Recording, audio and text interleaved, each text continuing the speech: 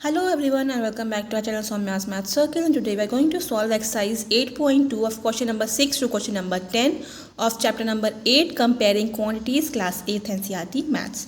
तो इसके पहले 1 to 5 ऑलरेडी सॉल्व हो चुका है, लिंक आपको डिस्क्रिप्शन बॉक्स में मिल जाएगा। So let's start with question number 6। So question is during a sale a shop offered a discount of 10% on the marked price of all item.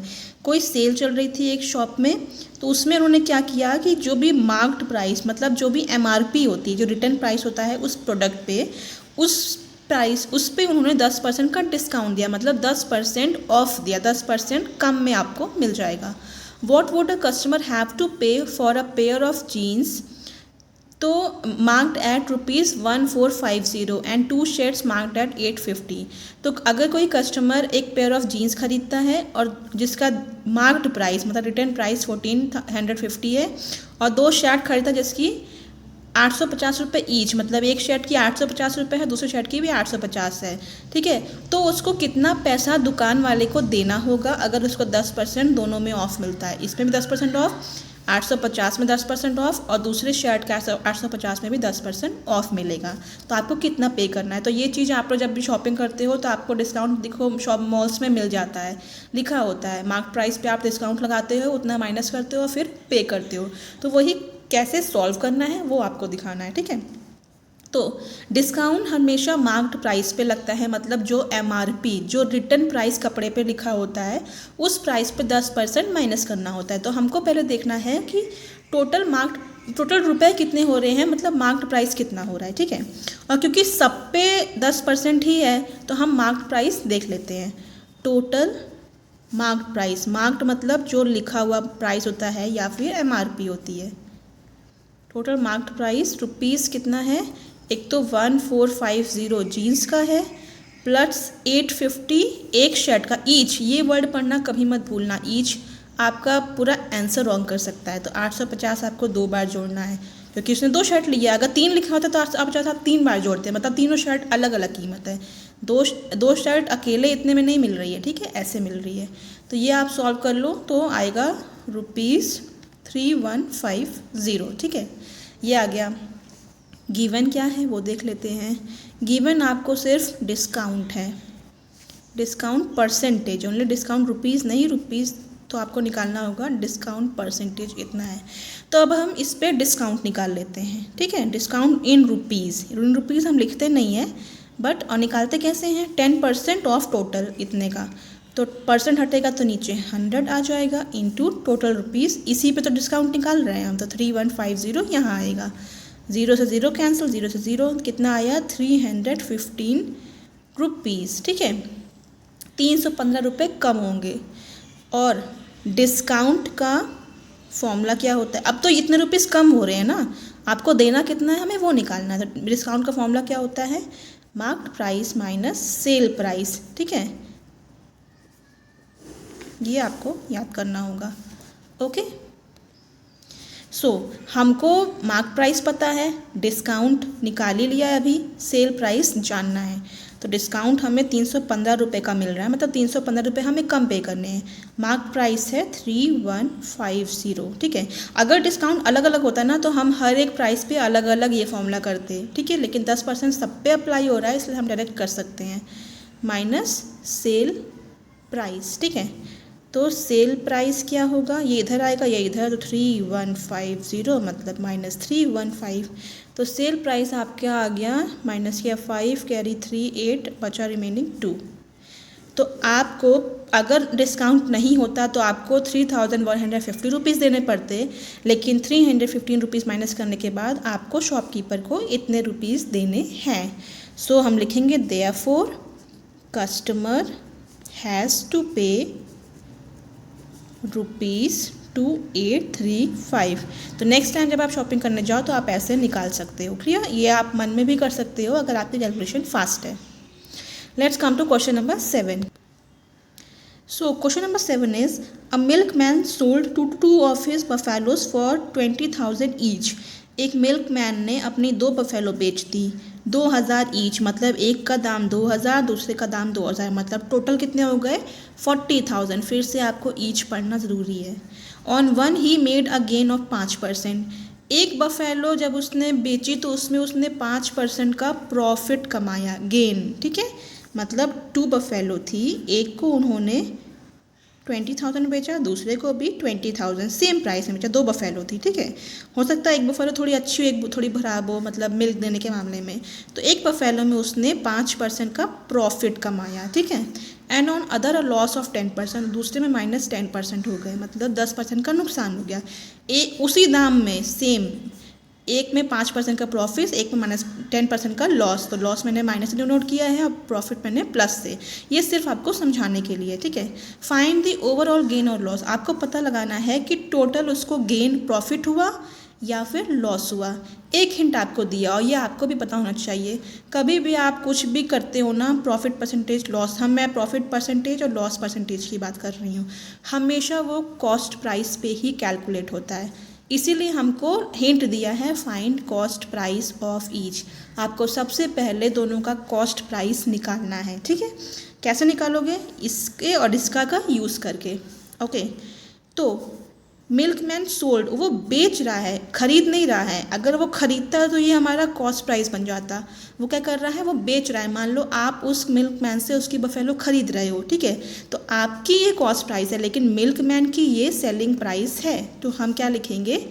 Selling price of each buffalo. तो ये आपको समझना ज़रूरी है, selling price क्या होती है, cost price क्या होती है। वो बेच रहा है दुकानदार तो उसकी सेलिंग प्राइस है। अगर वो कहीं से खरीद के लाता फिर आपको बेचता तो हमें कॉस्ट प्राइस मिलती और आपको बेचने वाली सेलिंग प्राइस होती, ठीक है। बट वो सिर्फ बेच रहा है आपको, तो वो सेल कर रहा है, और जैसे सेल वर्ड आएगा, सेल से ही सेलिंग प्राइस बना है।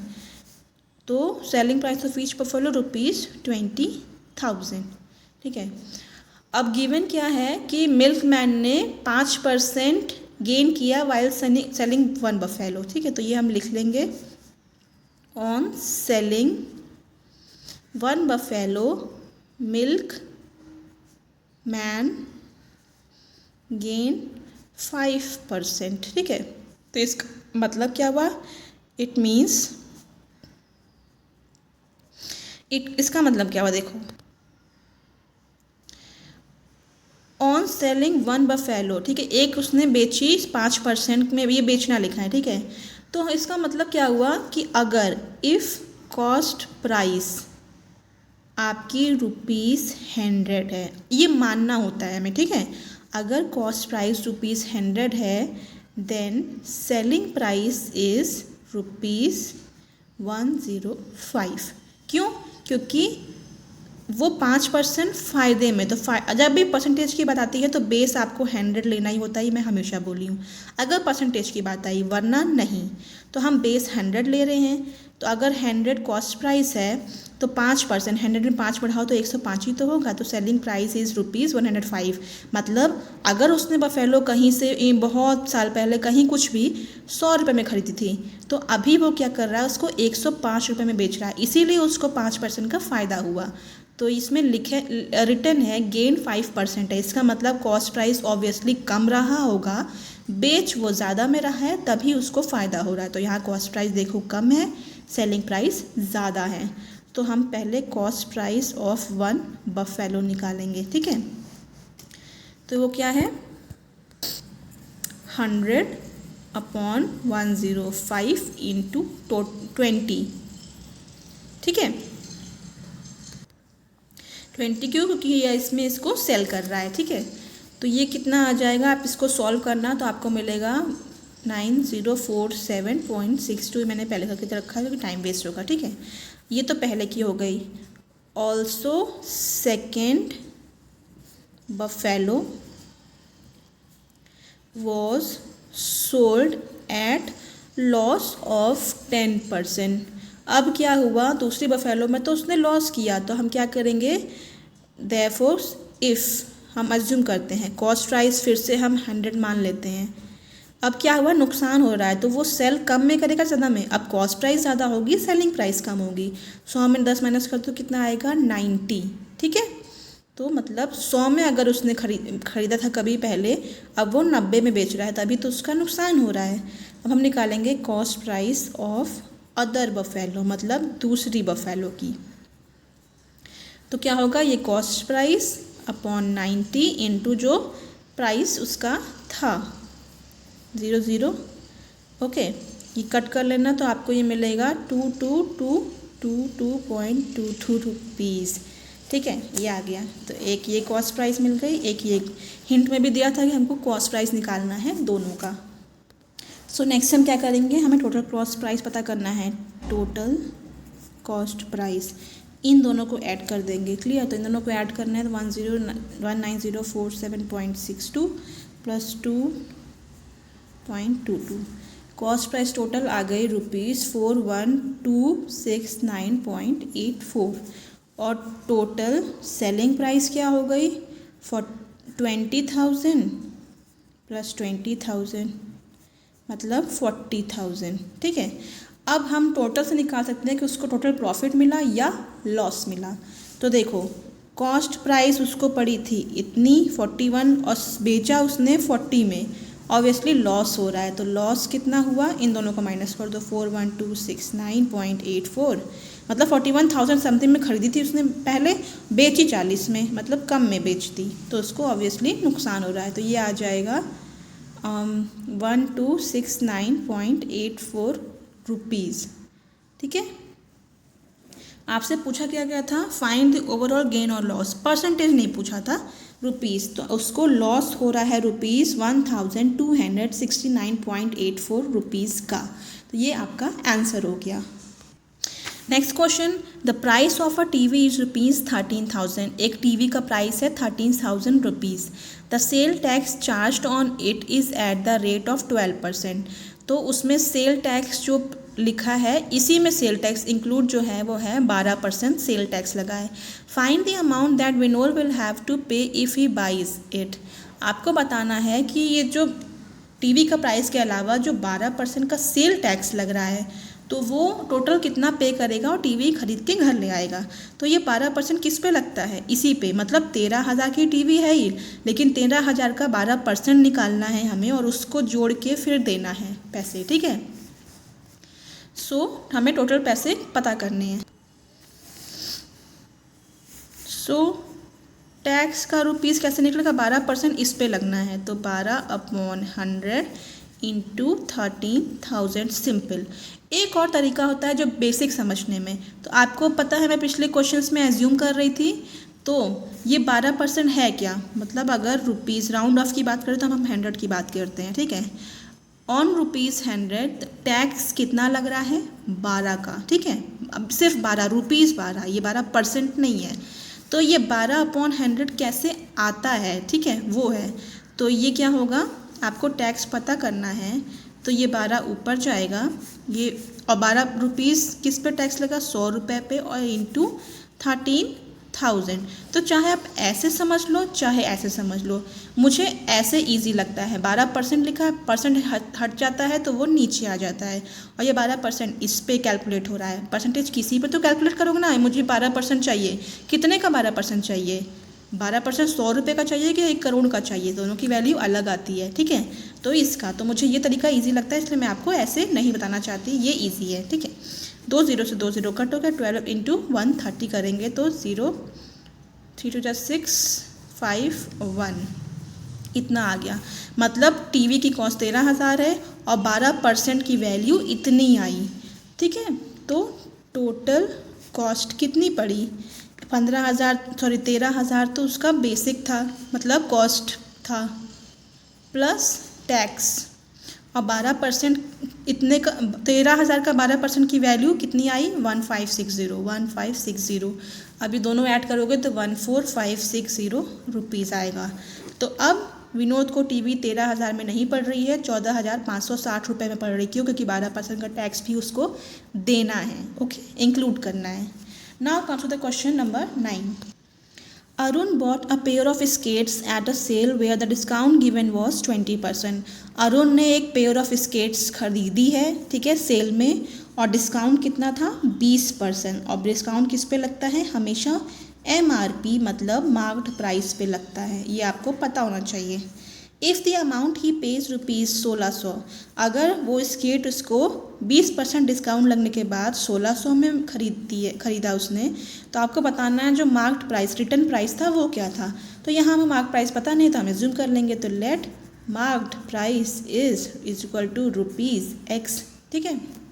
अब 20% डिस्काउंट है, तो डिस्काउंट परसेंट, ठीक है, इसका क्या फॉर्मूला होता है आपको याद होना चाहिए, याद कर लो, discount upon mark price into 100, ठीक है। ये डिस्काउंट परसेंट, ये आपको याद करना पड़ेगा। डिस्काउंट परसेंट कितना है 20, हम डिस्काउंट नहीं बोले, डिस्काउंट परसेंट, तो ये परसेंट हटा देंगे यहाँ क्योंकि हम परसेंट पहले इंक्लूड कर चुके, 20 होगा, 20% करके परसेंट आ गया, अपना 100 मत कर देना, डिस्काउंट परसेंट लिखा है तो ये हम 20 लेंगे। और डिस्काउंट कितना है वही तो हमें निकालना है क्या, 1 सेकेंड, हाँ अभी हमें डिस्काउंट भी तो नहीं पता है तो हम इसको डिस्काउंट ही लिखेंगे। मार्क प्राइस हमने x माना है इंटू 100। चलो डिस्काउंट इधर ले आते हैं, ठीक है, 20x हो जाएगा अपॉन 100 हो जाएगा, ठीक है, हो गया सॉल्व। अभी 0025, तो डिस्काउंट, हमें डिस्काउंट का रुपीज़ भी नहीं पता है ना, तो ये होगा x/5 या 1/5x, ठीक है। इसको अभी यहीं छोड़ रहे हैं। ऑल्सो एक और चीज़ क्या है फॉर्मूला, डिस्काउंट का फॉर्मूला क्या होता है, जो मार्क्ड प्राइस होगा और माइनस जो सेल प्राइस, मतलब जो कितना रिटर्न प्राइस है और कितना कोई दे रहा है, माइनस करेंगे तो हमको डिस्काउंट मिल जाएगा क्योंकि डिस्काउंट ही तो हमें निकालना है। तो यहाँ पे आप देख रहे हो डिस्काउंट की वैल्यू x/5 आई है, क्लियर। तो हम डिस्काउंट लिख देंगे x/5, मार्क प्राइस x माना है, सेल प्राइस कितना था 1600, अमाउंट ही पेज इज 1600, तो हम यहाँ पे 1600 लिख देंगे। तो डिस्काउंट के ये दो फॉर्मूले आपको याद करने होंगे, अगर ये याद नहीं होगा तो आप सॉल्व नहीं कर पाएंगे, ठीक है। 1600 इधर ले आते हैं तो प्लस हो जाएगा x माइनस x/5, तो 1600 is equal to 5 LCM 5x minus x कितना हो जाएगा 4x/5, तो 1600 is equal to 4x/5, 4x is equal to 1600 into 5, फिर x इज इक्वल टू होगा 1600 इंटू 5/4, 4 4 जा 16, 0 0, x इज इक्वल टू 5 हो जा 20, 0 0 रुपीज़।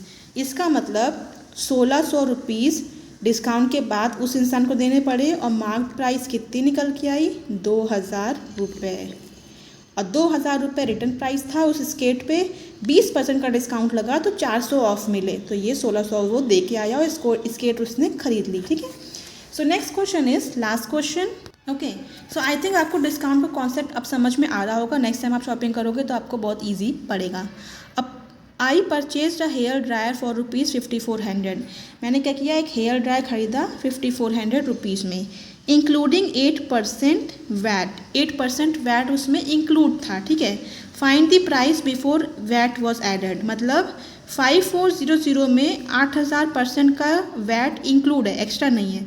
अब आपको क्या करना है, 8% की वैल्यू निकालनी है, इसमें माइनस करना है और बताना है कि वैट के बिना प्राइस क्या था पहले वाला, before VAT was added, 8% add करने के पहले क्या दाम था हेयर ड्रायर का, मतलब इससे कम आंसर आएगा, ठीक है। तो प्राइस में क्या है, वैट इंक्लूड है, ठीक है, प्राइस इंक्लूड्स वैट, ओके। सो 8% वैट का मतलब क्या है, 8% वैट की वैल्यू कैसे निकालना है। अब देखो आपके दिमाग में एक कन्फ्यूजन आएगी कि 8% वैट है तो हम क्या करें, 8% का हटाया अपॉन 100 और टोटल ये कर दिया 5400, ये करोगे तो रॉन्ग हो जाएगा। क्यों, क्योंकि 8% इस पे नहीं चाहिए, इसके अंदर 8% इंक्लूड है, ठीक है। क्वेश्चन नंबर 8 जो हमने किया था उसमें क्या था कि 13,000 की टीवी थी प्लस 12% प्लस करना था, तो जब ऐड करना होता है तो 12% इसका मिला के हमें ऐड करना था, तो दोनों मिला के प्राइस बढ़ गया था। यहाँ पे क्या है, 8% की वैल्यू इसमें इंक्लूड है, हमें नहीं पता वो कितनी है, 8% कितने पर निकाला गया हमें वही तो निकालना है, ठीक है। तो हम ये चीज़ नहीं कर सकते हैं, अब यहाँ पे हमें वही करना होगा जो हम पहले करते थे। इसका मतलब 8% वैट लगा है, तो हम एज्यूम करते हैं if price without VAT, VAT के बिना प्राइस समझो 100 रुपये था, ओके।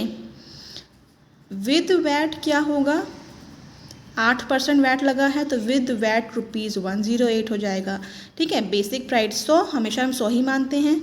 बेसिक प्राइस 100 रुपये है, 8% वैट लगा तो 100 का 8% क्या होगा, 8 जुड़ जाएगा, 108 हो गया, ठीक है। अब when price including VAT is ₹108, तो ओरिजिनल प्राइस हमारी 100 है, ठीक है। मतलब इससे कम, देखो 8% या 108 है तो हम 8 कम कर दिए तो 100 हो गया, लेकिन 100 बेस था इसीलिए हमने 8 कम किया। अब इसमें 8 कम नहीं करना है, क्या करना है वो हम बताते हैं। So when price including VAT, when price including